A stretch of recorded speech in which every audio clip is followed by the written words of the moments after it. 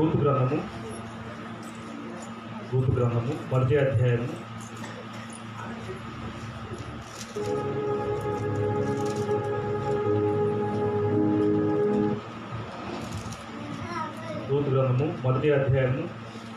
మొదటి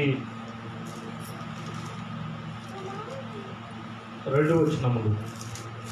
న్యాయాధిపతులు ఏలిన దినములు యందు, పేజీ నెంబర్ 220, పాత నిబంధన 220, పేజీ నెంబరు పాత నిబంధన. రూతు గ్రంథము మొదటి అధ్యాయము మొదటి 2 వచనములు. న్యాయాధిపతులు ఏలిన దినముల యందు దేశములో కరువు కలగగా, యూదా బెత్లెహేము నుండి ఒక మనుష్యుడు తన భార్యను తన 2 కుమారులను వెంట పెట్టుకొని మోయాబు దేశమున కాపరమునుటకు వెళ్ళెను. ఆ మనుషుని పేరు ఎలీమెలెకు, అతని భార్య పేరు నయోమి, అతని 2 కుమారుల పేర్లు మహలోను, కిలియోను. వారు యూదా బెత్లెహేము వారైన ఎఫ్రాతీయులు. వారు మోయాబు దేశమునకు వెళ్ళి అక్కడ కాపురం ఉండేది. హల్లెలూయా. వీరు ఈ వాక్యంలో నేను మొదటి నుంచి చెప్తా ఉన్నాను, ఇది విశ్వాసంతో కూడిన మార్గము. ఈ మార్గంలో వెళ్తున్న ప్రతి వారికి యేసుక్రీస్తు మాట వినడం తప్పించేసి వేరేది ఏది ఆధారం చేస్తున్నా కూడా కలిగే నష్టం అనేది ఈరోజు మనము తెలుసుకున్నాము. ఎందుకంటే బెత్లెహేములో, అంటే యెరూషలేములో ఉన్న బెత్లెహేము అనేది చాలా ప్రాముఖ్యమైనది. ఇప్పటికీ దాని గురించి మాత్రమే ప్రపంచ దేశాలు మాట్లాడుకుంటాయి. అయితే ఈ బెత్లెహేములో ఉన్న వ్యక్తి మోయాబు దేశమునకు ఏమొస్తే వెళ్తున్నాడు? కరువు వస్తే వెళ్తున్నాడు. అయితే ఈ మోయాబు దేశమునకు వెళ్ళడం వల్ల జరిగిన నష్టము తర్వాత మాట్లాడదాము. అయితే మొదటి నుంచి కూడా దేవుడు కరువు వచ్చిన ప్రతిసారి కూడా అబ్రహాం దగ్గర నుంచి, ఇస్సాకు దగ్గర నుంచి మాట్లాడిన మాటలు మనం ఒకసారి చూద్దాము. ఆదికాండము 12వ అధ్యాయము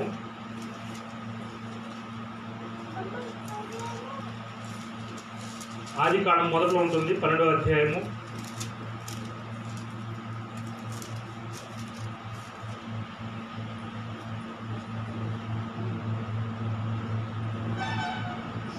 8వ వచనం నుండి, అక్కడ నుండి అతడు బయలుదేరి బేతేలుకు తూర్పునున్న కొండకు చేరి, పడనున్న బేతేలుకును తూర్పునున్న హాయికిని మధ్య గుడారం వేసి అక్కడ యెహోవాకు బలిపీఠమును కట్టి యెహోవా నామమున ప్రార్థన చేసిను. అప్పుడు అబ్రాహాము ఇంకా ప్రయాణం చేస్తూ దక్షిణ దిక్కునకు వెళ్ళాడు. అప్పుడు ఆ దేశంలో కరువు వచ్చును. ఆ దేశంలో కరువు భారంగా ఉన్నందున అబ్రహాము ఐగుప్తు దేశంలో నివసించడానికి అక్కడికి వెళ్ళారంట. హల్లెలూయా.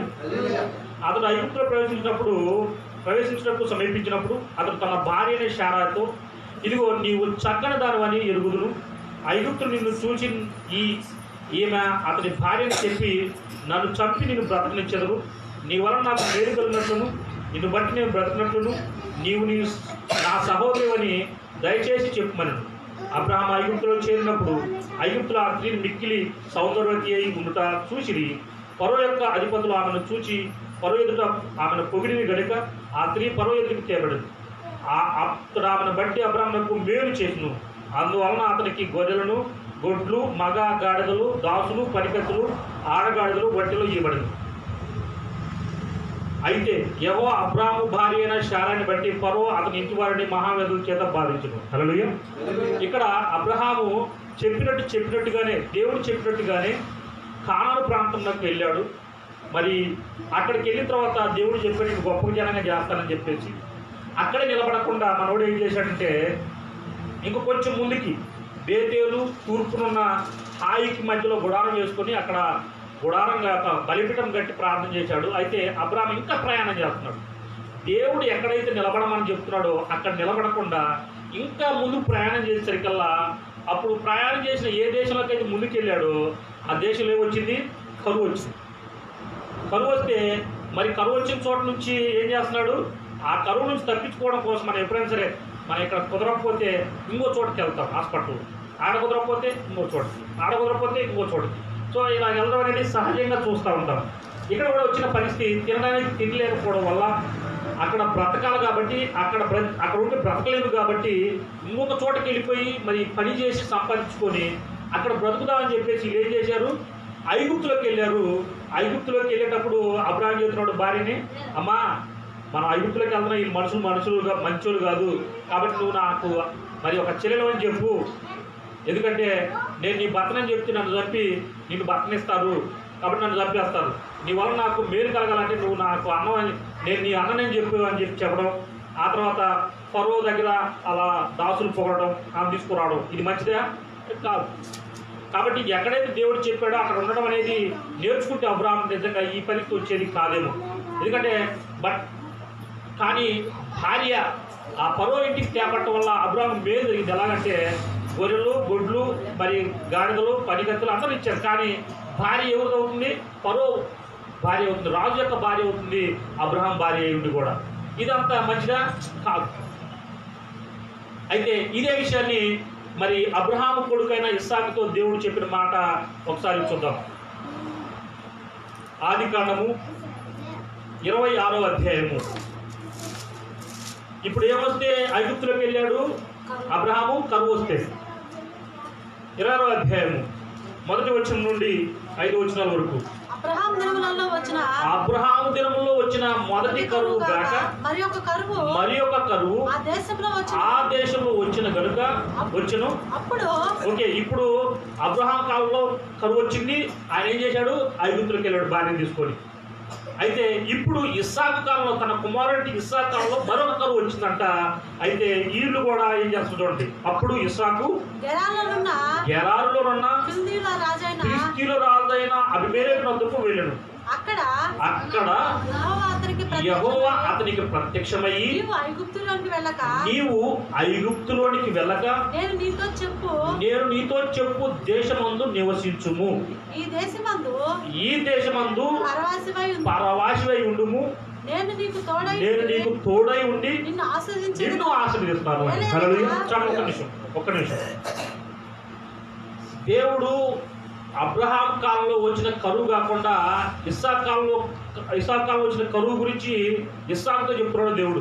ఏమనంటే, నీ తండ్రి నేను ఎక్కడికైతే చెప్పానో అక్కడికి వెళ్ళాడు, ఆడికి వెళ్ళి కొంచెం ముందుకు వెళ్ళాడు, ఆ నుంచి కొంచెం ముందుకు వెళ్ళడం వల్ల సమృద్ధి కలిగినట్టుగానే ఉండి అక్కడ ఏమైంది, కరువు వచ్చేసింది.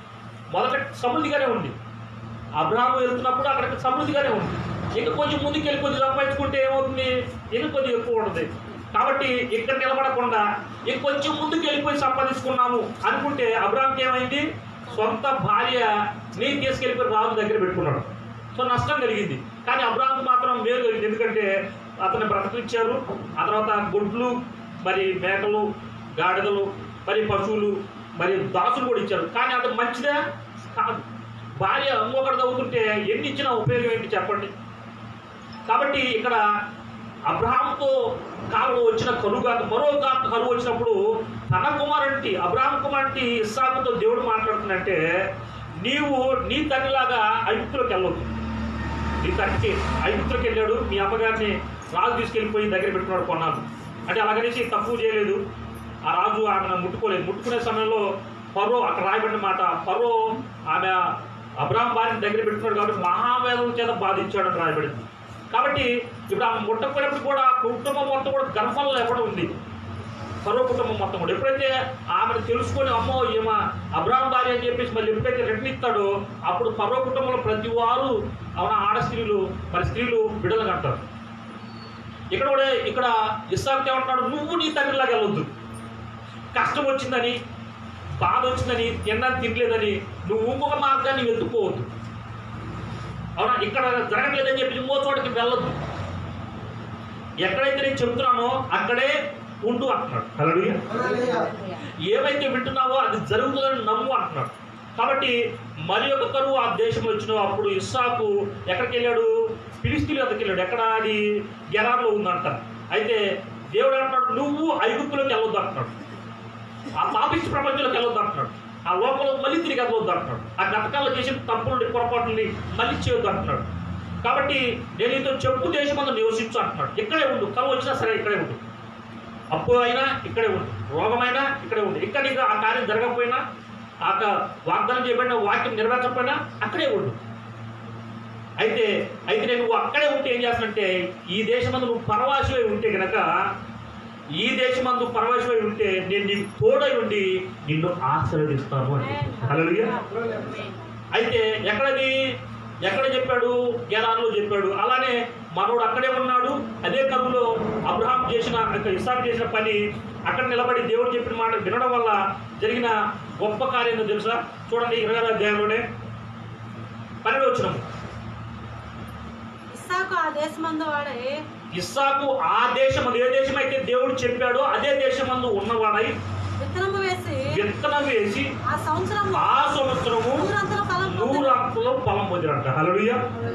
చూడండి, ఎక్కడైతే కరువో, నీళ్లు లేక, తిండి లేక, అవునా, ఒకళ్ళొకరు కొట్టుకొని చంపుకుంటున్నారో, ఆహారం లేక రైతులు ఉరేసుకొని వస్తున్నారు, అదే ప్రాంతంలో ఇస్సాకు ఏం చేసినట్టే ఆ దేశంలో పరవాసిగా ఉండి దేవుడు చెప్పినట్టుగా అక్కడికి నిలబడి అక్కడ విత్తనం వేసి, అంటే వాక్యాన్ని పట్టుకొని నిలబడటం వల్ల అక్కడ పంట వేస్తేనంట ఒక్క విత్తనం కూడా పాడైపోకుండా 100% పంట పండించాడు. హల్లెలూయా. ఎక్కడ?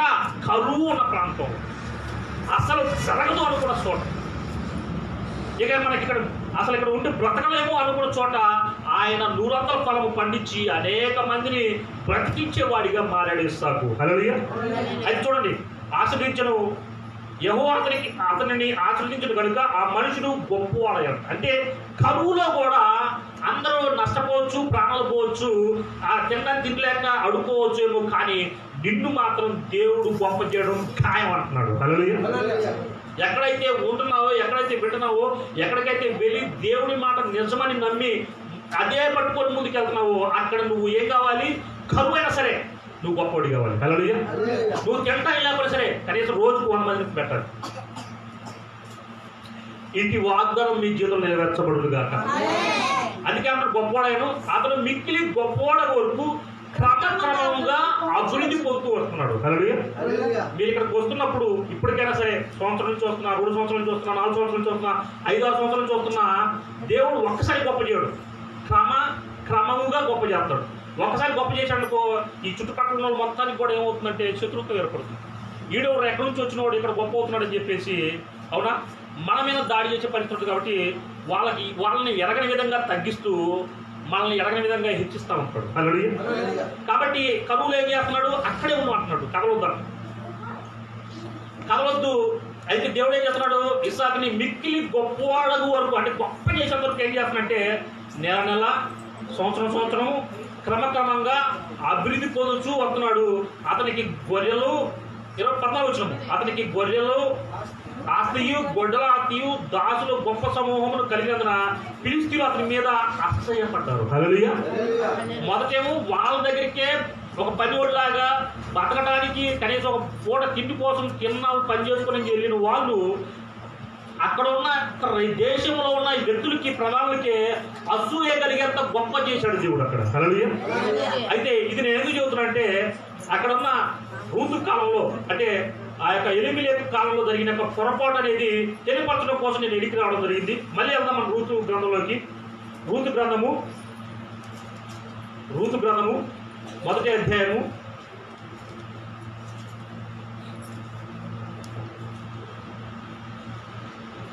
1వ అధ్యాయము 1-2 వచనాలు చదవండి మళ్ళీ ఒకసారి. న్యాయాధిపతులు ఏలిన దినముల యందు దేశములో కరువు కలగగా యూదా బెత్లెహేము నుండి ఒక మనుషుడు తన భార్యను తన 2 కుమారులను వెంట పెట్టుకొని మోయాబు దేశమున కాపురం ఉండటకు వెళ్ళాడు.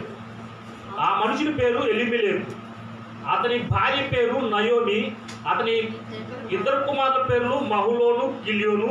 వారు యూదా బెత్లెహేము వారైన ఎఫ్రాతీయులు. వారు మోయాబు దేశమునకు వెళ్ళి అక్కడ కాపురం ఉన్నాడు. హల్లెలూయా. ఇక్కడ కరువు ఎక్కడ వచ్చింది? బెత్లెహేములో వచ్చింది, యెరూషలేములో వచ్చింది. అయితే వీళ్ళు ఎక్కడికి వెళ్ళారు? మోయాబు దేశంలోకి వెళ్ళారు. మోయాబు దేశమునకు వెళ్ళొచ్చా అంటే వెళ్ళకూడదు. ఎందుకు వెళ్ళకూడదు అంటే మోయాబీలు అంత సరైన వ్యక్తులు కాదు. ఎందుకంటే దీనికి మళ్ళీ ఎనికి నేను తీసుకెళ్ళిపోయి చరిత్ర మాత్రం చెప్పే ముందు రెండు మాటలు చెప్తాను. లోతు అబ్రహాంతో పాటు కలిసి వచ్చాడు. ఈ కలిసి వచ్చిన లోతుని ఇద్దరు మరి దేవుడు అబ్రహాంతో పాటు లోతు కూడా సమృద్ధినిచ్చాడు. లోతు కాపర్లకి అబ్రహాం కాపర్లకి గొడవ కలిగింది. అప్పుడు అబ్రహాం ఏమంటాడంటే తన సహోదరుని కుమారుడిని లోతుని, అయ్యా నువ్వు ఇదిగో తూర్పు వెళ్ళు, అయితే నువ్వు తూర్పు వెళ్తే నేను పడమట వెళ్తాను, నువ్వు దక్షిణంకి వెళ్తే నేను ఉత్తరంకి వెళ్తాను, నువ్వు మొదట నీ చాయిస్ నీకు అవకాశం ఇస్తున్నా. ఎందుకంటే మన ఇద్దరం దగ్గర ఉండేసి కొడుకునే కన్నా నీ దాసులు నా దాసులు దూరం వెళ్ళిపోయి మర్యాదగా బతుకుతాం అన్నప్పుడు మనోడు ఏం చేస్తాడంటే ముందుకు వెళ్ళిపోయి ఎరుకో సైడ్ వెళ్తాడనమాట. ఓకే, సొదొమ గొమొర్రా వైపు వెళ్తాడనమాట. సొదొమ గొమొర్రా వైపు వెళ్ళినప్పుడు అబ్రహాము దానికి వ్యతిరేకంగా నడిచి వెళ్తాడు. అయితే ఈ సొదొమ గొమొర్రాలో జరిగిన నష్టం ఏంటంటే అక్కడ దేవుని ఉగ్రత ఎక్కువైపోయి వాళ్ళ పాపం ఎక్కువ చేయడం వల్ల దేవుని యొక్క అగ్ని మరి సొదొమ గొమొర్రా మీదకి రావడం, అక్కడ రెండు ప్రాంతాలని నాశనం చేయడం చూసి దేవుడు మరి అబ్రహాము ప్రార్థన చేస్తాడు సొదొమ గొమొర్రాలో ఉన్న యొక్క లోతుని కాపాడమని. లోతును మాత్రమే కాపాడి వస్తున్నప్పుడు దేవుడు ఏం చెప్తున్నాడు లోతుకి, అయ్యా ఈ యొక్క పట్టణము సొదొమ గొమొర్రా బహు పాపంలో ఘోర పాపం చేసింది కాబట్టి ఆ తీర్పు నా దగ్గరికి వచ్చింది కాబట్టి దీన్ని నేను కాల్చేస్తున్నాను అగ్ని చేత. నువ్వు నీ భార్య నీ బిడ్డలని ఇద్దరు కూతురుని తీసుకొని నీకు అప్పుడు ఆ అల్లుడు తీసుకొని రమ్మన్నప్పుడు అల్లుడు రారు, పెళ్ళి అవుతున్న అల్లుడు ఇద్దరు కూతురు భార్యతో వస్తారు. వచ్చినప్పుడు ఏంటంటే మీరు ఎనికి తిరిగి చూడవద్దు అని చెప్పినప్పుడు మరి లోతు భార్య ఎనికి తిరిగి చూసి ఉప్పు స్తంభం అయిపోతుంది. అది ఇప్పటికీ ఎరుసలేం మరి సొదొమ గొమొర్రా దగ్గర ఉంటుంది ఆ ఉప్పు స్తంభం.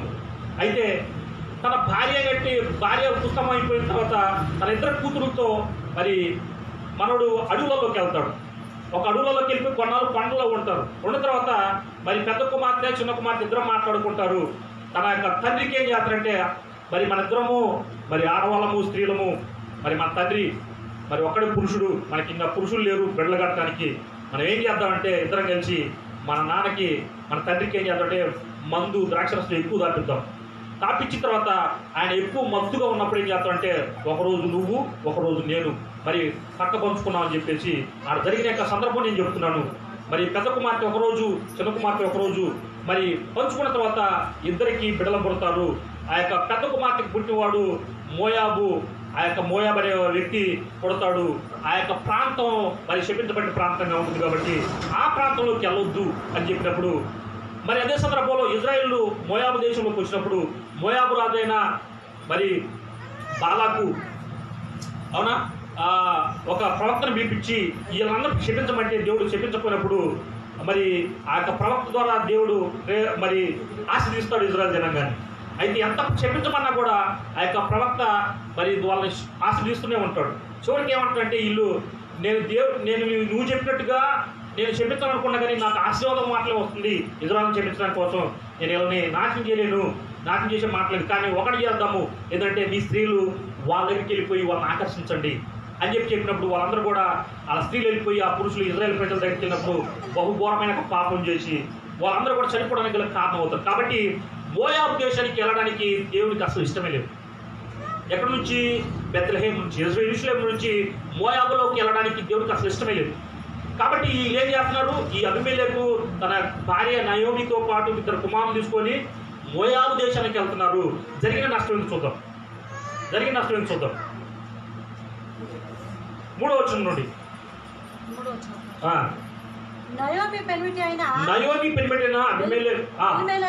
ఎలీమెలెకు చనిపోయిన తర్వాత ఆమెయు ఆమె ఇద్దరు కుమారులను ఎక్కడ మోయాబు దేశానికి వెళ్ళిన తర్వాత నయోమి భర్త చనిపోయాడు.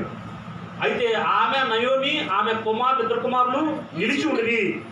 అంటే చనిపోయిన భర్త చనిపోతే మళ్ళీ ఏం చేయాలి? నయోమి అంటే రావాలి బిడ్డలు తీసుకొని, కానీ రాలేదు. ఆమె అక్కడే నిలిచింది అనమాట. ఇద్దరు కుమార్తెతో కలిసి మోయాబు దేశంలో ఉన్నది. ఉంటే జరిగింది ఏంటో చూద్దాం.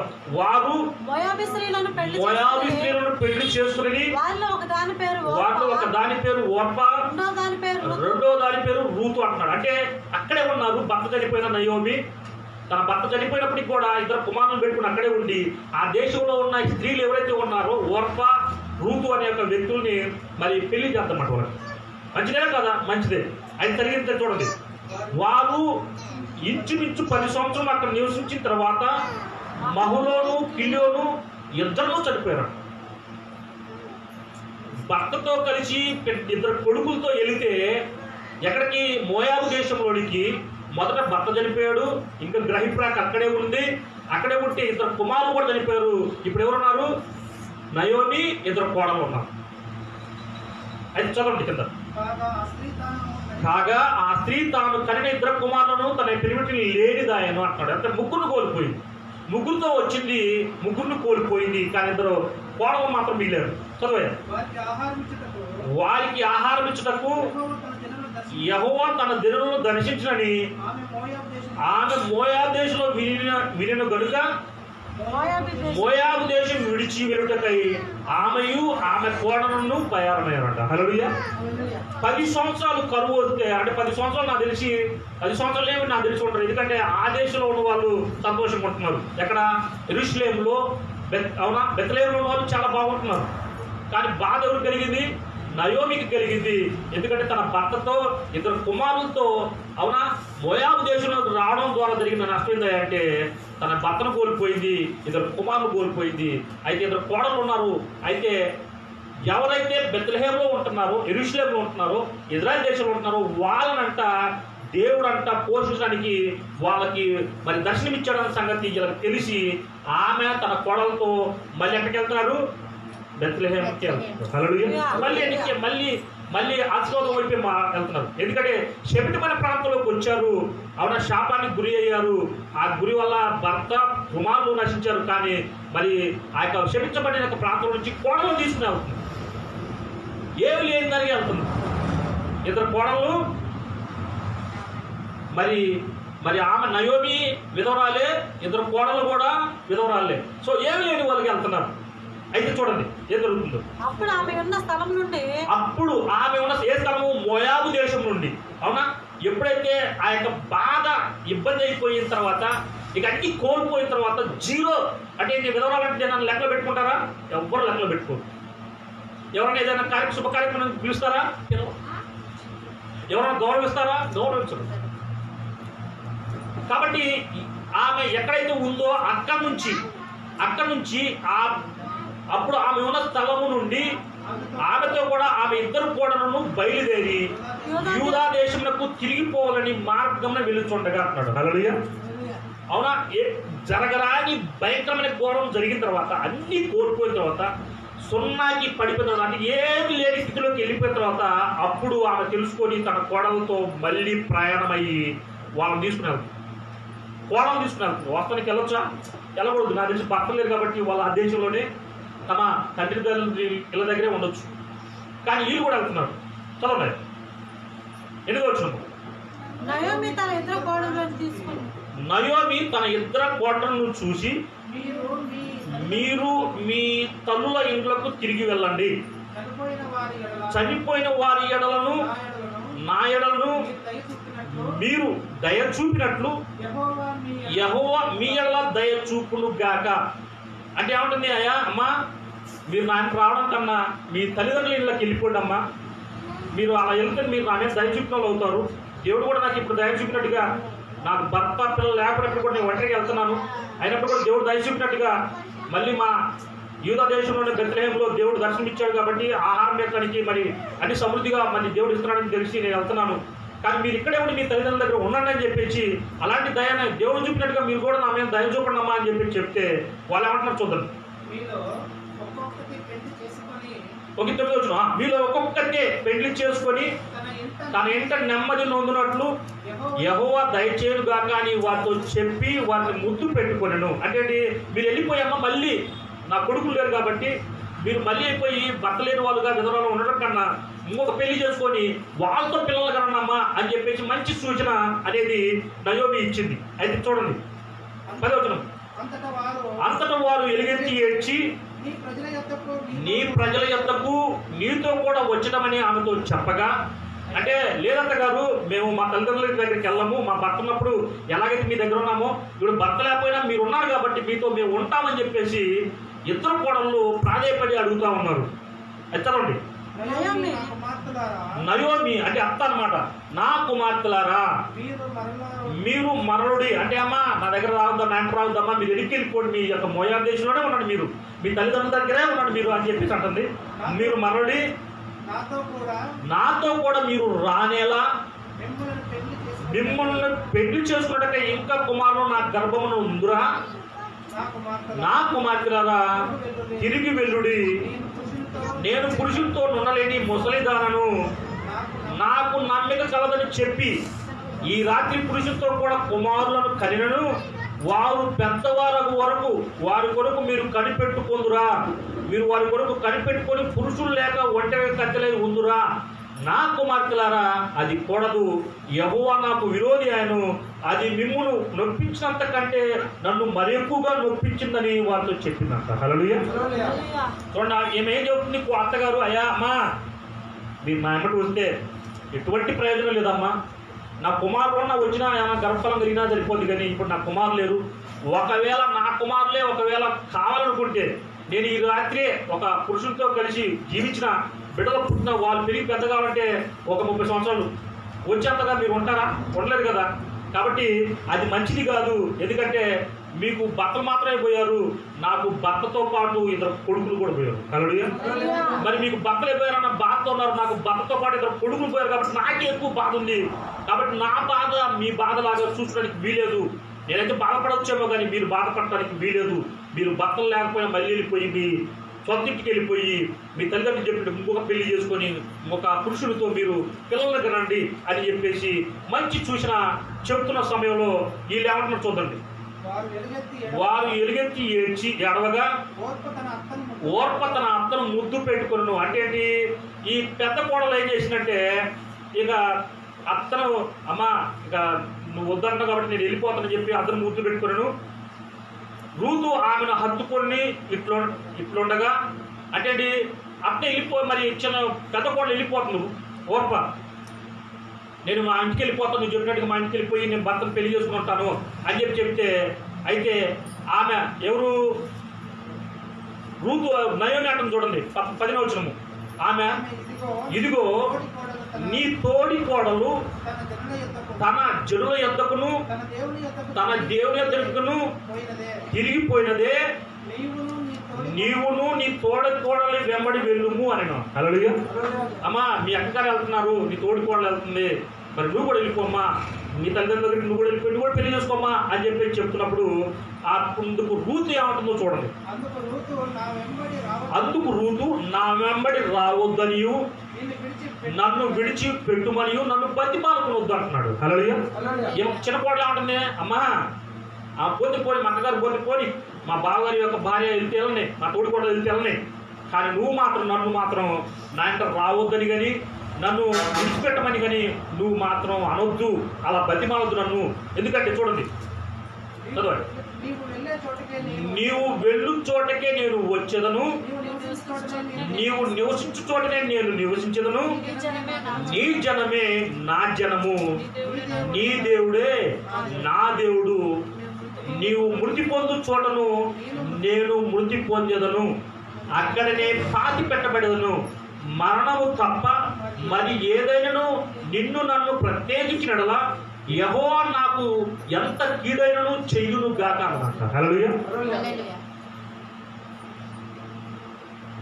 పెద్ద కోడలు వెళ్ళిపోయింది, చిన్న కోడలు కూడా వెళ్ళమని చెప్పేసి అత్తగారు చెప్పారు.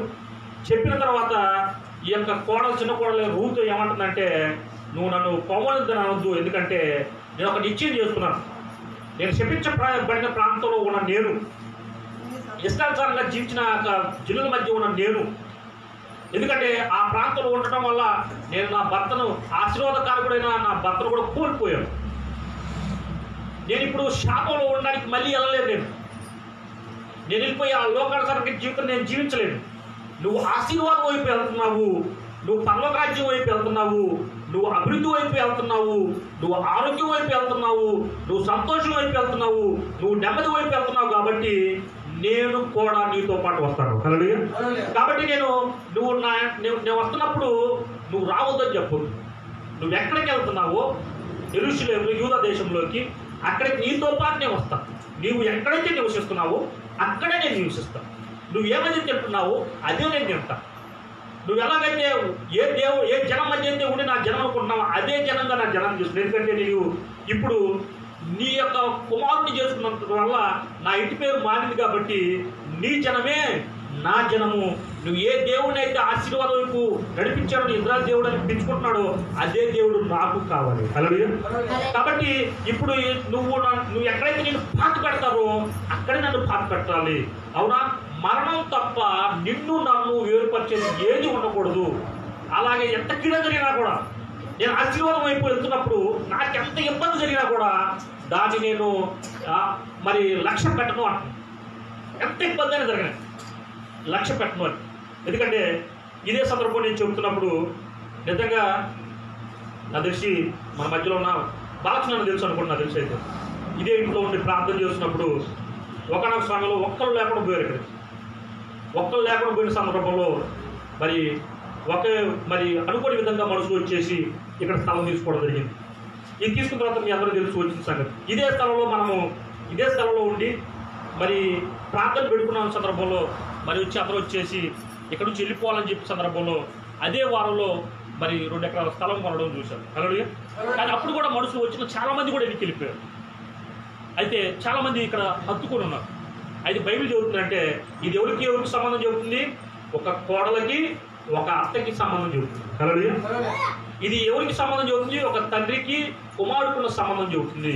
ఇది ఎవరికి సంబంధం చెబుతుందంటే ఒక విశ్వాసికి ఒక బోధకునికి ఉన్న సంబంధం చెబుతుంది. హల్లెలూయా. అంటే నేను ఏమైతే కలిగి ఉన్నానో అది నువ్వు కావాలని కోరుకుంటే గనక దేవుడు అంటున్నాడు నేను ఎంత ఊరికైనా ముందు తీసుకెళ్ళి తప్పించేసి నీకు తీసుకెళ్తాను. హల్లెలూయా. ఎందుకంటే ఈ అత్తకి ఎవ్వరు లేరనే బాధ అయితే మాత్రం ముందు చెప్పింది. ఎందుకంటే కింద ఒక మాటను చూడండి, 20వ వచనంలో రాయబడింది. ఆమె ఓకే, దానికన్నా ముందు 19 వారు బెత్లెహేమునకు వచ్చినప్పుడు ఆ ఊరి వారందరూ వారి వద్దకు గుంపు కూడి వచ్చి ఈమె నయోమి కదా అని అనుకుంటుండగా ఆమె సర్వశక్తుడు నాకు చాలా దుఃఖము కలగజేసెను గనుక నన్ను నయోమి అనక మారా అనండి. నేను సమృద్ధి గల దాననే వెలితిని, యెహోవా నన్ను రిక్తురాలినిగా తిరిగి రాజేసిన. రిక్తురాలు అంటే ఏంటంటే రిక్తురాలు అంటే ఏంటంటే ఏకాకి అన్నమాట. ఇంకెవరు లేరు, ఒంటరి. ఎందుకంటే యేసుక్రీస్తు వారిని కలవసిలోకి పోకముందు అందరూ ఎంటబడి తిరిగారు, గుంపులు తిరిగారు. కానీ ఎప్పుడైతే కలవసిలోకి వెళ్ళిపోయి మేకులు కొట్టబడి అక్కడ ఉన్నప్పుడు ఆయన తను రిక్తునిగా చేసుకున్నాడు, అంటే ఒంటరిగా చేసుకున్నాడు అన్నమాట. ఇక్కడ కూడా నయోమి ఎలా వెళ్ళింది? సమృద్ధి అన్ని కలిగిన బిడ్డగా వెళ్ళింది. అవును, అన్ని జరుగుతున్నాయి కదా. ఇప్పుడు సంఘాల్లో జరిగే ప్రాబ్లం అదే. ఇక్కడ కాకుండా ఇక వేరే చర్చికి కానీ వేరే ఊర్లో ఉంటే ఆ ఊర్లో కానీ ఇంకెక్కడో చోట వెళ్తే సరిపోద్ది కదా, ఇవాళ ఇక్కడ రావడం ఎందుకు అనే మాట అయితే మాత్రం చాలామంది వెళ్ళిపోవడం చూస్తూ ఉంటాం. దానివల్ల వచ్చిన అర్థం ఏంటంటే తర్వాత వచ్చి మళ్ళీ చెప్తారు, బ్రదర్ మేము అక్కడికి వెళ్ళిన తర్వాత చాలా ఇబ్బంది అయింది బ్రదర్, ఆ తర్వాత మేము ఇక్కడే ఉండాలని చెప్పేసి. ఇక్కడే కదా నేను ఎక్కడికి వెళ్ళినా కూడా ఆ ప్రాంతాలు చెప్తాను, ఎక్కడైతే మందిరం ఉంటుందో మీరు రెగ్యులర్గా వెళ్తే అదే మందిరానికి వెళ్ళండి, అదే దేవుడి మాట వినండి. ఎందుకంటే వాళ్ళ మాట విని మీరు రక్షణ పొందుకున్నారు కాబట్టి, వాళ్ళ మాట విని మీరు ఆత్మస్థితి కలిగి ఉన్నారు కాబట్టి, ఆత్మ మీరు బలం పొందుకోవాలంటే అదే వ్యక్తి మాట వినండి.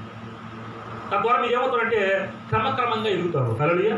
అట్లా కాకుండా ఇక్కడ జరగట్లేదు పనులు, ఇక్కడ ప్రార్థన చేస్తే స్వస్థత రావట్లేదు, ఈ ప్రార్థన చేస్తే విడుదల రావట్లేదు, ఈ ప్రార్థన చేస్తే అభివృద్ధి రావట్లేదు, ఈ ప్రార్థన చేస్తే అప్పుడు అప్పు నుంచి విడుదల రావట్లేదు అని వెనక్కి వెళ్తే కనుక జరిగిన నష్టం అనేది ఇక్కడ నయోమి యొక్క జీవితంలో చూస్తూ ఉన్నాం. అయితే ఇక్కడ మాత్రం నయోమి ఏమంటుంది? నేను సమృద్ధి కలగాలని వెళ్ళాను కానీ యెహోవా నన్ను రిక్తురాలుగా తిరిగి రాజేసాను. ఇప్పుడు దేవుడు రాజేశాడా? ఆమె తను పోగొట్టుకొని వచ్చిందా? ఏమే కావాలని వెళ్ళింది, కరువు వచ్చిందని వెళ్ళిన చోట నుంచి మళ్ళీ అక్కడ అన్ని పోగొట్టుకొని మళ్ళీ ఆమె తిరిగి వస్తుంది. దేవుడు వాళ్ళని దర్శనించి వాళ్ళని పోషిస్తున్నాడని సంగతి తిరిగి వచ్చింది. అయితే చూడండి, మీరు నన్ను నయోమి అని పిలవనేలా, యెహోవా నా మీద విరుద్ధంగా సాక్ష్యం కలిగిన సర్వశక్తులు నన్ను బాధపెట్టినని వార్త చెప్పింది. హల్లెలూయా. దేవుడే బాధ పెట్టాడని చెప్పింది. అయితే ఇదే నయోమి ఏమన్నా తెలుసా? ఇదే నయోమి రూతుకి కొన్ని ఆజ్ఞలు ఇవ్వడం వల్ల, మరి అత్త చెప్పినట్టు చేయడం వల్ల ఎక్కడి నుంచి వచ్చింది? మోయాబు దేశం నుంచి వచ్చిన ఒక స్త్రీ, శబరిమల ప్రాంతం నుంచి వచ్చిన స్త్రీ నయోమి మరి అత్త చెప్పే మాటలు విని దాని ప్రకారం చేయడం వల్ల నయోమి ఒకతే కానీ అత్త చెప్పిన మాట వినడం వల్ల అక్కడున్న ఒక వ్యక్తి ఏమైనా పెళ్లి చేసుకున్న తర్వాత కాబట్టి ఏమైనా తర్వాత మాట్లాడిన మాటలు చూడండి. 4వ అధ్యాయము 23వ వచనము. 4వ అధ్యాయము 23వ వచనం రూతు గ్రంథము 13వ వచనం. కాబట్టి బోయాజు రూతుని పెళ్లి చేసుకొని ఆమె యొద్దకు పోయినప్పుడు యెహోవా ఆమె గర్భవతి ఉన్నట్లు అనుగ్రహించను గనుక ఆమె కుమారుని కనెను. అప్పుడు స్త్రీలు ఈ దినమున నీ బంధువుడు నీకు బంధువుడు లేకుండా చేయని యెహోవా స్తుతినొందును గాక అంటున్నాడు. హల్లెలూయా. వాస్తవానికి ఇక నయోమికి పిల్లలు పుట్టే అవకాశం లేవు. ఒకవేళ ఇందాక చెప్పిన కోడల దగ్గరనే నేను ఈ రోజు కన్నా ఈ నైట్ కన్నా కూడా కుదరదని చెప్పేసి ఓకే. ఇక్కడ నయోమికి పిల్లలు లేరు, ఏమో ఒంటరిగా వచ్చింది, దేవుడు బాధపరిచాడు, నన్ను శపించాడు, నన్ను ఇబ్బంది పెట్టాడని చెప్పేసి చాలా మాటలు తన ప్రజలు చెప్పింది. అయితే ఈమె బోయాజు అనే వ్యక్తి రూతుని పెళ్లి చేసుకోవడం వల్ల కుమారుడు కనదంట. అప్పుడు స్త్రీలు ఏమంటున్నారు నయోమిని, ఈ దినమున నీకు బంధువులు లేకుండా చేయని యెహోవా స్తుతినొందును గాక, ఆయన నామము ఇజ్రాయెల్లో ప్రకటింపబడును గాక అంటున్నాడు. హల్లెలూయా. ఎవరు లేరు ఇద్దరికి కూడా, ఇద్దరు మీద వాళ్ళే. కానీ అత్త చెప్పిన మాట కోడలు విన్నది, విని ఆమె చెప్పినట్టు చేసింది. అయితే చూడండి కింద 15వ వచనము. నిన్ను ప్రేమించి 7 కుమారుల కంటే నీకెక్కువగా ఉన్న నీ కోడలు ఇతన్ని కనెను అన్నదట. హల్లెలూయా. భర్త 2 కుమారులు, ముగ్గురు కదా. ఏ ముగ్గురు లేకుండా కోల్పోయి వచ్చిన వ్యక్తి కోడలతో మోయాబు దేశంలో ఉన్నాక కోడలు తీసుకోవడం వచ్చిన వ్యక్తి ఇప్పుడు కోడలు ఎలా అయింది? భర్త కంటే కుమారుల కంటే ఒకవేళ 7 కుమారులు కన్నా కూడా వాళ్ళకంటే గొప్పది ఎవరైంది? కోడలైందంట. హల్లెలూయా. ఉపయోగం లేని యొక్క కోడలు చెప్పినట్టు చేయడం వల్ల ఏమైంది? అత్త కంటే గడురాలు అయిపోయింది. హల్లెలూయా. నిజమే, అత్త అక్కడే ఉంది, కానీ కోడలు ఏమైంది? 7 కన్న కొడుకుల కంటే కూడా గొప్పదిగా మరి ప్రకటించబడింది. అది చూడండి, నిన్ను ప్రేమించి ఓకే ఇతడు నీ ప్రాణమును నొదార్చి ముసలితనమున నీకు పోషకుడని న్యాయంతో చెప్పాడంట. హల్లెలూయా. కుమారులు లేదని బాధపడింది. 7 కంటే గొప్పగా ఎంచబడిన యొక్క కోడలకు పుట్టిన కొడుకు ముసలితనం, నయోమి ముసలితనంలో ఆమెను పోషించేవాడుగా మారాడంట. హల్లెలూయా. అంటే ఈ వాక్యం మేము చెప్పేది అంతే, మాకు వీళ్ళు వాళ్ళు పోషిస్తారని కాదు. ఎవరో ఒకరితో పెడతాడు దేవుడు, సేవకులుగా ఎవరో ఒకరు పెడతారు. కానీ మేము ఎప్పుడున్నప్పటికీ కూడా మీరు ఏం కావాలని కోరుకున్నాడు దేవుడు? గొప్ప కావాలని కోరుకుంటాడు. హల్లెలూయా. గొప్ప కావాలని కోరుకున్నాడు. అందుకనే తండ్రి కుమారుడు పంపించి కుమారుడు చెప్పినట్టు చేయడం వల్ల తండ్రి నామాని కంటే గొప్ప నామం యేసుక్రీస్తు నామం చేశాడు. హల్లెలూయా. అంటే తండ్రి కంటే గొప్ప నామం ఏమన్నా లేదు. అయితే తన నామాన్ని కుమారుడు ద్వారా ప్రకటించుకొని అన్ని నామాల కన్నా గొప్ప నామం ఈ భూమి మీదకి వచ్చిన యేసుక్రీస్తు నామం తప్పించి నామం కాదని చెప్పేసి ప్రకటించుకున్నాడు. ఈరోజు మనలో కూడా అదే కోరుకుంటున్నాడు. సేవకుడు మాట విన్న నీవు సేవకుడు కంటే గొప్పగా అయిపోయి అవునా సేవకుడు ప్రేమించే నిజమే ఇలాంటి బిడ్డ నిజంగా ఉపయోగం లేదనుకున్నాను. నేను బిడ్డ ఇక దేనికి పనికిరాదు అనుకున్నాను. అలాంటి వ్యక్తులు గొప్పగా మార్చబడ్డారు. ఎందుకంటే వద్దని చెప్పింది ఈ కోడల్ని. రూతు నువ్వు రమ్మందా వద్దందా? వద్దమ్మా, వెళ్ళిపోయి నీ దేశంలో ఉండి నీ తల్లిదండ్రులు చెప్పినట్టుగా ఒక పురుషుడు చేసుకొని పెళ్లి చేసుకొని ఆ భర్తకి పిల్లలు కను అని చెప్తే మళ్ళీ వచ్చి ఎక్కడుంది? ఇక అత్తతో పాటు వచ్చి అత్త చెప్పినట్టు చేసిన వల్ల మళ్ళీ భర్తను చేసుకొని మరి కుమారుడు కన్నది అతనికి. అవునా, కుమారుడు పుట్టాడు. చూడండి ఏం పేరు అతని పేరు. అప్పుడు నయోమి 16వ వచనము. ఆ బిడ్డను తీసుకొని కౌగిట నుంచుకొని దానికి దాదిగా ఉన్నట్టు వాడికి దాదిగా అంటే పోషకంగా ఆమె చూసే యొక్క బాధ్యతలు బిడ్డను చూసే బాధ్యత మొత్తం కూడా ఏమేస్తుంది చదవండి. ఆమె పురుగు స్త్రీలు నయోమి కొరకు కుమారుడు పుట్టినట్టు చెప్పి అతనికి ఒబేదు అని పేరు పెట్టారంట. హల్లెలూయా. ఇప్పుడు కన్నదెవరు? రూతు. కోడల కంటే కుమారుడు ఎవరని పెట్టారు? నయోమి కుమారుడు అని పెట్టారు. నయోమి కుమారుడు ఎవరు? ఒబేదు అని పేరు పెట్టారంట. అది చూడండి, అతను దావీదులకు తండ్రి అయిన యెషయా తండ్రి అంటున్నాడు. హల్లెలూయా. ఈ బోయాజు అనే వ్యక్తి ఎవరో తెలుసా? బైబిల్లో రాయబడిన మాట. బోయాజు ఎవరో తెలిసినా? ఈ యొక్క ఓబేదు ఎవరు? ఒక విధవరాలు చనిపోయినాక భర్త లేని స్త్రీని నా బోయాజు పెళ్లి చేసుకున్నాడు. ఆ బోయాజు పెళ్లి చేసుకోవడం వల్ల ఎవరు పుట్టారు? ఓబేదు పుట్టాడు. ఇది ఎవరు? ఈయనెవరు? దావీదు యొక్క తాత అంట. దావీదు తండ్రి యెషయా అయితే వాళ్ళ తండ్రి ఓబేదు అంట. దావీదు వంశం నుంచి ఎవరు వచ్చారు? యేసుక్రీస్తు వారు వచ్చారు. హల్లెలూయా. అంటే చూడండి, ఈమె ఎక్కడుంది? మోయాబు దేశంలో ఉంది. ఇష్టానుసారమైన జీవితాలు జీవించే ఒక స్థితిలో ఉన్న వ్యక్తుల్ని తీసుకొచ్చి ఎక్కడ పెట్టాడు? దేవుడు యొక్క మరి ఫస్ట్ నుంచి తన తరాల్లో వస్తున్న ప్రతి వారిని ఎలా ఆశ్రయించాడో, ఆశీర్వాదం ద్వారా వచ్చిన వ్యక్తి యేసుక్రీస్తు వారిని ఎలాగ తీసుకొచ్చాడు అనేది చూస్తే చూడండి ఒకసారి. మత్తయి సువార్తలో రాయబడింది. మత్తయి సువార్తలోకి వెళ్దాము. 1వ అధ్యాయము. మత్తయి సువార్త కొత్త నిబంధన ప్రక్కనే ఉంటుంది. మత్తయి సువార్త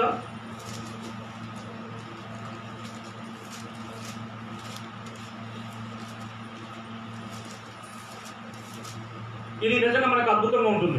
1వ అధ్యాయము 2వ వచనం నుండి, ఓకే 2వ వచనం నుంచి 1వ వచనం చదువుదాం, 5 వరకు చదువుదాం.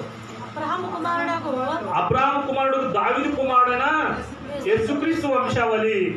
అబ్రహాము ఇస్సాకును కనెను, ఇస్సాకు యాకోబును కనెను, యాకోబు యూదాను అతని అన్నదమ్ములను కనెను, యూదా తామారు నందు పేరేసును కనెను, పేరేసు జెరామును కనెను, పేరేసు ఎస్రోమును కనెను, ఎస్రోము ఆరామును కనెను, ఆరాము అభినాదాబును కనెను, అభినాదాబు నయసోరును కనెను, నయసోరు సల్మానుడు కనెను, సల్మాను రహాబునందు బోయాజును కనెను, బోయాజు రూతునందు ఓబేదును కనెను, ఓబేదు యెషయాని కనెను, యెషయా రాజైన దావీదును కనెనంట. హల్లెలూయా. చూడండి, ఇక్కడ ఒక తరం చూసుకుంటే అబ్రహాం నుంచి దావీదు వరకు, దావీదు నుంచి యేసుక్రీస్తు వరకు తరాలు రాయబడ్డాయి. అయితే ఇక్కడ యూదా అనే ఒక వ్యక్తి మరి యాకోబు సంతానం నుంచి వచ్చింది. ఇజ్రాయెల్ నుంచి యూదా కూడా వచ్చాడు. యూదా చేసిన పొరపాటు అనే కనుకన్నా ఆయన వేరే ప్రాంతంలోకి వెళ్ళిపోయి భార్యను ఒక స్త్రీని పెళ్లి చేసుకొని 2 కొడుకులు కంటాడు. వాళ్ళిద్దరూ కొడుకులు కన్న తర్వాత ఆ కొడుకులు పెళ్లి అవుతుంది. ముగ్గురు కొడుకులు కంటారు. ఆ 3 కొడుకులు కంటే పెద్దానికి పెళ్లి చేస్తాడు. భార్య చనిపోతుంది యూదాకి.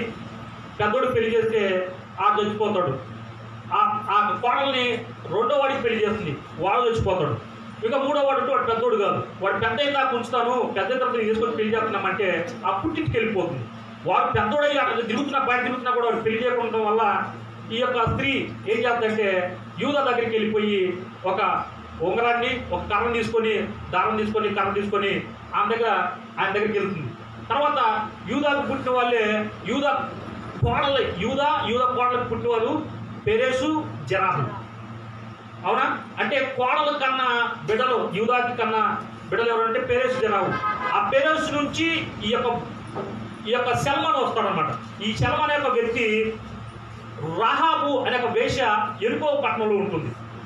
ఆ వేశ్య దగ్గరికి వెళ్ళిపోయి ఎగులు వారు ఇదిగో ఈ యొక్క ఎరుకో పట్టణాన్ని దేవుడు పాడు చేస్తున్నాడు కాబట్టి, ఇది శబరిమల ప్రాంతం కాబట్టి ఇది నాశనం చేయబోతున్నాడు కాబట్టి అని చెప్పినప్పుడు ఆమెడు కదా వేశ్య రాహాబు, అయ్యా మేము తప్పించుకోవడానికి మీ దేవుడు గొప్ప దేవుడు నేను విన్నాను, మేము తప్పించుకోవడానికి నా ఉపాయం ఉందా అని చెప్పేసి అంటే వాళ్ళు ఎవరో వేరు వాళ్ళు వచ్చేసి ఇక్కడ కనిపెడుతున్నారని చెప్పేసి ఆ రాహాబు ఇంటికి వస్తే ఆమె ఏం చేస్తాడు, ఇంటి పైన తప్పిన ఒక జమ్ములో వాళ్ళని దాచిపెట్టి లేరు వాళ్ళు వెళ్ళిపోయారు, వాళ్ళు పట్టుకొని ముందు వెళ్ళిపోతారు, దొరుకుతారని చెప్తూ ఆమె వాళ్ళ దగ్గర తీసుకొచ్చి మళ్ళీ అన్నది కదా, అయ్యా మిమ్మల్ని కాపాడాను కదా, మరి మీ యొక్క ప్రజలు మా మీదకి వచ్చినప్పుడు మీ రాజ్యం వాళ్ళు మా మీదకి వచ్చిన మమ్మల్ని చంపేస్తారు కాబట్టి మేము కూడా బ్రతికినట్లు ఏమైనా చేస్తారంటే ఇదిగో ఈ దారం ఇటుకి కట్టుకో, మేము యుద్ధానికి వచ్చినప్పుడు ఇదే ఎరుకో పట్టణం మీదకి అందరం చంపేస్తాం, ఈ దారం ఇంట్లో ఎవరైతే ఉంటారో నీ కుటుంబ సభ్యులతో వాళ్ళు మేము రక్షిస్తున్నప్పుడు సేమ్ అలాగే యెహోషువ కాలంలో ఎరుకో గోడలు పడిపోయినప్పుడు యెహోషువ తన ప్రజలతో మొత్తాన్ని యుద్ధం చేసినప్పుడు యెహోషువ అంటాడు కదా, అమ్మ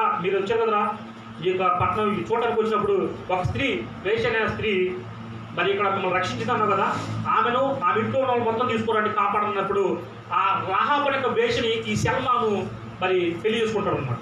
కాబట్టి ఈ రాహాబు అనే వేష ద్వారా సల్మాను కలిగిన బిడ్డలు మరి ఎవరు, ఓకే అక్కడ రాయబడింది రాహాబు సల్మాను రాహాబు నందు బోయాజుని కదా అంటే ఇప్పుడు బోయాజుని ఎవరు చేసుకున్నాడు, రూతుని చేసుకున్నాడు.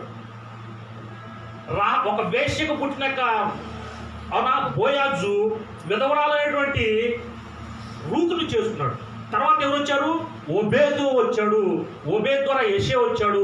యెషయా నుంచి దావీదు పుట్టాడు. హల్లెలూయా. దావీదు నుంచి ఆ సంతాన తరతరాలలో చూసుకుంటే యేసుక్రీస్తు వారు మరి అనేటువంటి కన్యక ద్వారా రావడం చూశారు.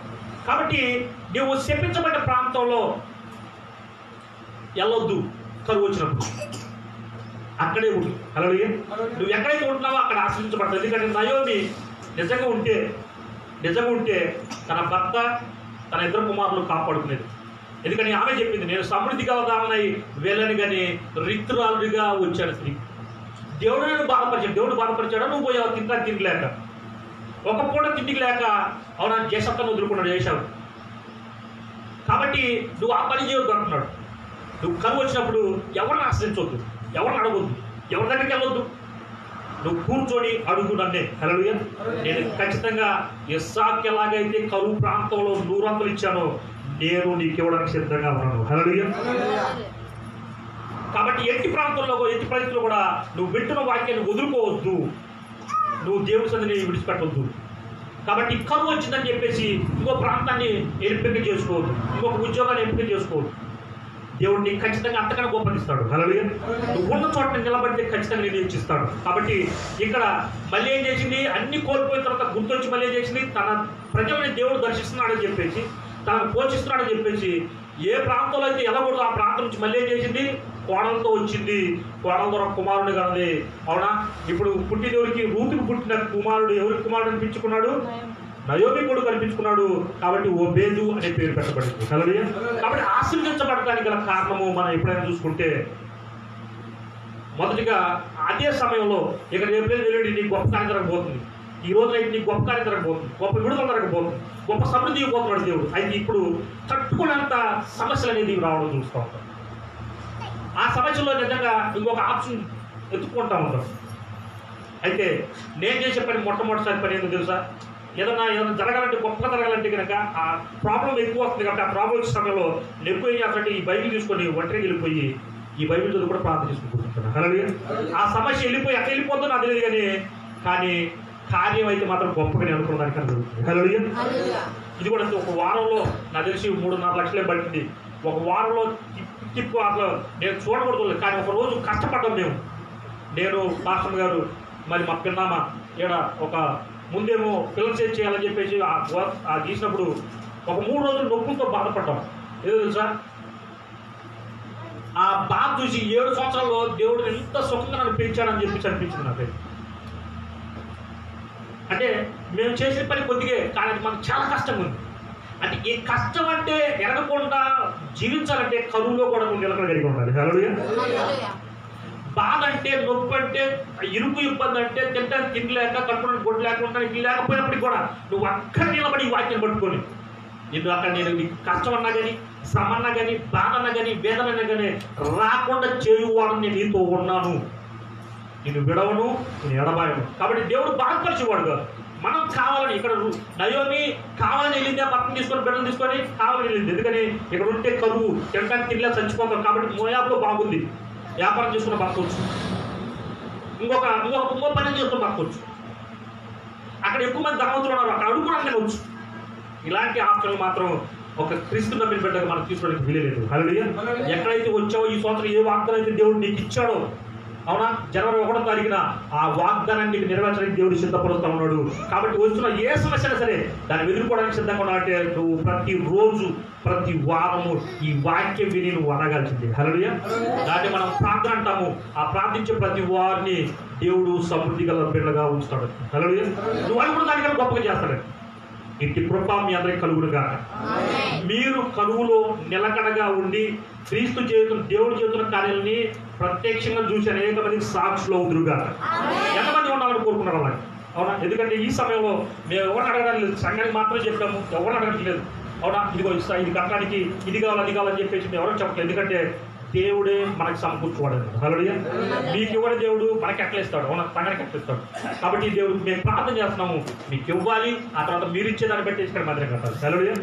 మీకు కృప మీకు కలుగును గాక, సమృద్ధి గల బిడ్డగా మీరు మారిపోదు గాక, కరువులో నిలకడగా అంటే ఎక్కడ పెట్టారు పరిగెత్తకుండా ప్రతి వారము సమయానికి వచ్చి వాక్యం వినే బిడ్డగా మారుదురు గాక. ఈ వాక్యం ద్వారా బలపడి మీరు ప్రతి వాగ్దానాన్ని పరిపూర్ణ నెరవేర్చుకునే బిడ్డగా మారి అనేక మంది సాగులు అవుదురుగా. ఎంతమంది అలా ఉండాలనుకుంటారు? లేచి నాతో పాటు ప్రార్థనలు జీవించండి. ప్రభువా, 2024లో ప్రభువా మేము ఎలా జీవించినా మీ కృపతో మమ్మల్ని కనగరించి, మమ్మల్ని బాగు చేసి, మమ్మల్ని స్వస్థపరిచి, మాకున్న అవలక్షణాలు మొత్తం తీసివేసి నీ మహిమగల యొక్క దేహాలుగా మార్చి ఈరోజు ప్రభువా కరువులో కూడా నిలకడగా ఉండండి.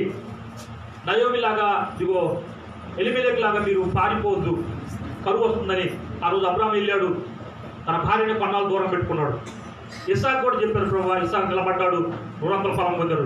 ఎక్కడైతే పంట పండదో అక్కడ 100 పండించి చూపించాడు ప్రభు, ఎందుకంటే నీ మాట విన్నాడు కనుక. ఈ రోజు ప్రభు నిజంగా నిరునమ్మిన బిడ్డలు చాలా మంది ప్రభు నిలకడగలిగి లేని స్థితిలో ఉన్నారు ప్రభు. ఇదిగో ఇది లేకపోతే, ఇది జరగకపోతే ఇంకెట్లా మన జీవితాల్లో అనే ప్రమాదాలు రాబోతున్నాయా, మరణించబోతున్నావా అనే ఒక స్థితిలోకి వెళ్ళిపోతున్నారు. అయితే కొద్దిదాని కొరకు ప్రభు గొప్ప వాటిని వదిలిపెట్టుకుంటున్నారు ప్రభు నీ బిడ్డలు. అయాటి వారిగా కాకుండా ఎలిమెలెకు నయోమిలా కాకుండా ప్రభు మేము నీ యొక్క చిత్తానుసారమైన యొక్క బిడ్డలుగా, నీ వాక్యాన్ని ఆయా వాగ్దాన రూపంగా పొందుకునే బిడ్డలుగా, ఆశీర్వాద కారుకులుగా ప్రతి బిడ్డల ప్రభు కరువులో కూడా, ఇలాంటి గడు స్థితిలో కూడా ప్రభు, ఇలాంటి రోగంలో కూడా, ఇలాంటి బాధలు కూడా, అప్పులో కూడా, అయా ఇలాంటి ఇదిగో గర్భలేని స్థితిలో ఉన్నా కూడా, అయా వివాహం జరగకపోయినా, జాబ్ రాకపోయినా ప్రభు, వ్యవసాయంలో ఇదిగో లాభాలు రాకపోయినా ప్రభు, మేము నిలకడగలిగి ఉంటాము నీ మాట వింటూ అని ఎవరైతే ప్రభు ఇదిగో ఆయన తీర్మానం చేసుకుంటున్నారు. ప్రతి బిడ్డను నీ పరిశుద్ధ హస్తాలకు అప్పచెప్తున్నాను. ప్రతి బిడ్డ ప్రభు నీ దేహాలుగా మార్చేసినాము.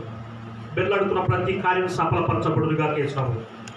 అద్భుతాలు చేస్తున్న అసలు కేసులు స్తోత్రాలు.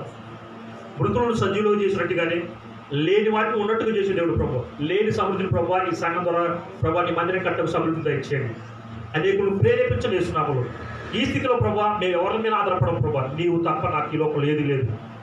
నువ్వే నా సహాయకుడు అయినావు, నువ్వే నా కొండ కోటవై ఉన్నావు, నువ్వే నాకు ఆధారమై ఉన్నావు అని ఎవరైతే ప్రభు తీర్మానం చేస్తున్నారో వాళ్ళందరిని ఆదరించండి, వాళ్ళందరికీ సంపూర్ణ సహాయం ఇచ్చేయండి. నెమ్మది కలిగిన బిడ్డలుగా ఈ భూమిని ఉండగానే ఈ పరలోక రాజ్యానికి సిద్ధపడి అనేక మంది సిద్ధపరిచే బిడ్డలుగా రూపాంతరం చెంది ప్రభు బిడ్డలు ఇచ్చేయండి. నువ్వు ఎల్లప్పుడు ప్రభు మా మీద నీ దృష్టి ఉంచున్నావు. మమ్మల్ని ప్రభు కరువులోకి వెళ్ళకుండా ప్రభు సమృద్ధించుకోవడమైనావు.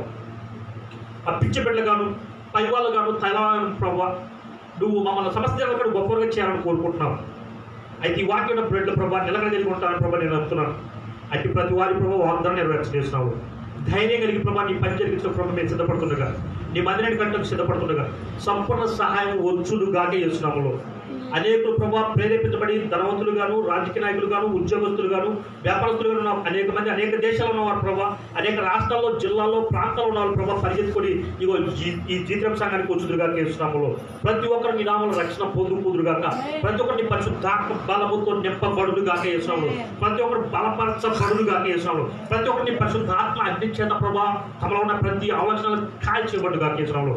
కాలిపోనుగా చేస్తున్నాము. ప్రతి మంత్ర తంత్ర శక్తుల నుంచి, శాంతబడి క్రియల నుంచి, పరిపూర్ణ దురాత్మ శక్తుల నుంచి విడుదల కలుగుడు గాక, గర్భాలు రాకుండా చేసిన దురాత్మ నుంచి విడుదల కలుగుడు గాక. ఇప్పుడే ప్రభావ ఆ యొక్క గర్భం తెరవబడుగా చేస్తున్నాము. ఆ యొక్క డోర్స్ ఓపెన్ అవుడు గాక, ఆ బ్యాంక్ బ్యాలెన్స్ ఓపెన్ అవుడుగా చేస్తున్నాము. సమృద్ధిగా లేక పిల్లగా మారిపోదురు గాక, ఆ గృహం కట్టుకోడుగా చేస్తున్నాము. ఆ పంటలను నూతన ఆశ్రయాలు పొందుకోడుగా చేస్తున్నాము. ఆ కళ్ళు స్పష్టంగా కనబడుడు గాక, బీపీ, షుగర్, థైరాయిడ్, నెలసరి సమస్యల నుంచి పరిపూర్ణ విడుదల కలుగుడు గాక చేస్తున్నాము. ప్రభావ ఇదిగో నీ నామని ప్రార్థన చేసుడుగా ప్రతి ఒక్కరిని అభిషేకించండి, ప్రతి ఒక్కరిని బలపరచండి. బలమైన నీ హస్తాల ప్రభావ బిడ్డలు అప్పచెప్తున్నది ప్రభావ. ఆయా బిడ్డలు ఇప్పటి నుంచి ప్రభావ మీరే దిగో ఆయా నడిపించమని, చూపించమని, బోధించమని, సంపూర్ణ జ్ఞానంతో నింపమని యేసు క్రీస్తు నామమున ప్రార్థిస్తున్నాను తండ్రి. ఆమేన్. దయచేసి అందరూ కూర్చోండి.